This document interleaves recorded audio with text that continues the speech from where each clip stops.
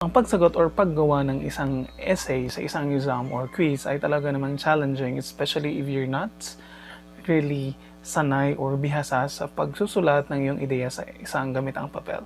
And as a teacher, I think that when students are faced with essay questions or essay statements, I think they are confused, they don't know what to do, or they don't know what to write and how to start their essay, which they end up messing the essay question or the essay part of the quiz or the exam. But don't you worry, kids, today I'll be sharing to you some tips on how you can accurately deliver and portray your thoughts in your next essay exam or essay quiz. What's going on, guys? This is Sir Kial and welcome to your online student guide. Ang gwapo ko pala sa yellow. So, you ready? Let's go! Tip number 1. You need to understand the instruction and the question. For you to successfully construct and organize your answer, you need to make sure that you have understood the instruction or the question in an essay. And how will you do that? First, you need to look for the important word in the essay statement. Pero ano nga ba ang mga salitang ito? We have analyze, compare, describe, discuss, explain, justify, and so forth. Pero ano nga ba ang pagkakaiba ng mga keywords na nabanggit ko and how are you going to make use of these keywords in answering an essay? If the instruction is analyze, ano nga ba ang dapat mong ilagay? So to give you a clearer picture, let's have an example. Let's say the essay statement is analyze the effects of putting dolomite in the beautification of Manila Bay. Are you pro or against this government project? And explain. So since the instruction is analyze, you need to pay attention to what, who, where, and why. Or you can also put the pros and cons or the advantages and the disadvantages of putting of dolomite in Manila Bay. So you can do that by researching or by watching news. Ang daming information towards this controversial government project. Okay? Next keyword, if your teacher is asking you to compare, you need to point out the similarities and differences of a given idea or concept or theory. For example, compare stress and depression. Are they the same? See, so you need to compare the two types of mental problem.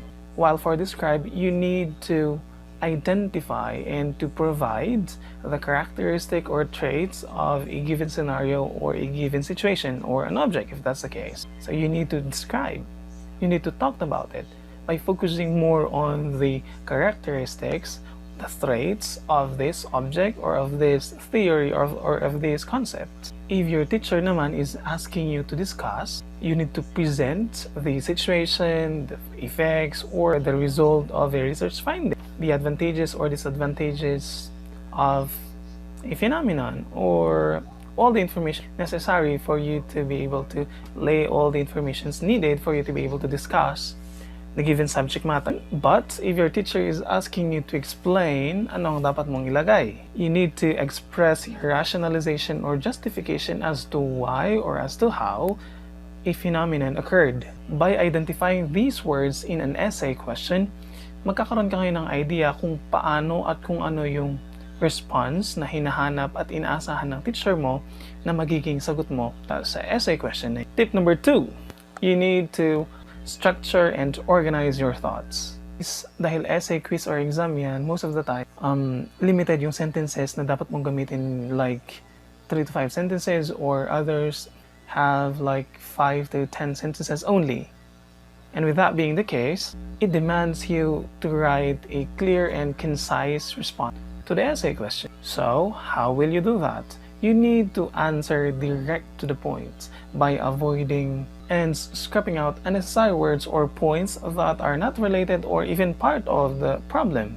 You only have to include relevant facts or information while displaying your understanding and knowledge towards the subject. This method will also help you stay focused on the subject matter or on the topic of your essay.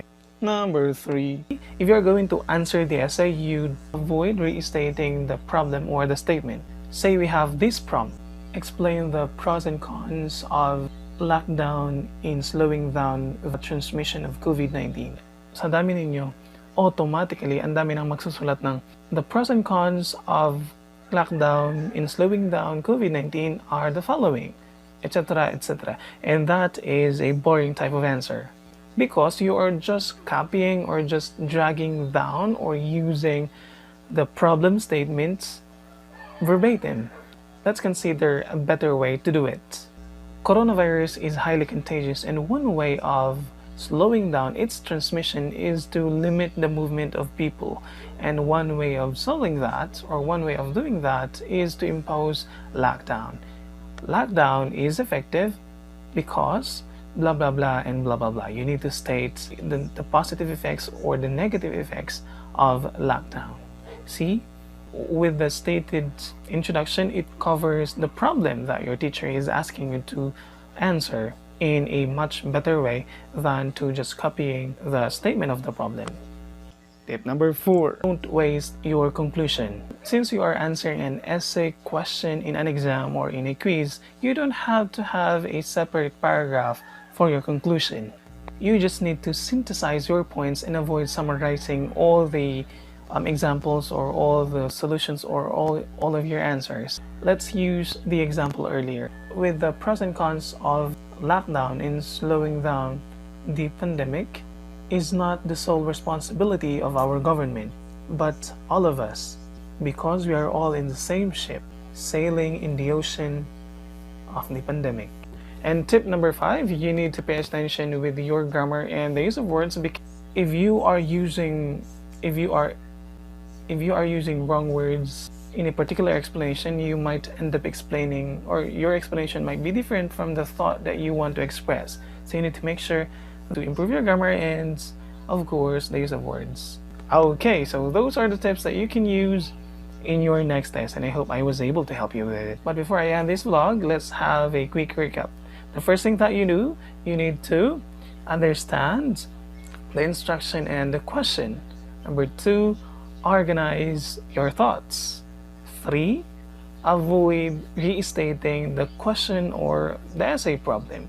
4th, don't waste your conclusion. And number 5, pay attention to your use of words and grammar. So thank you at umabot ka sa part na to, and I hope to see you next time.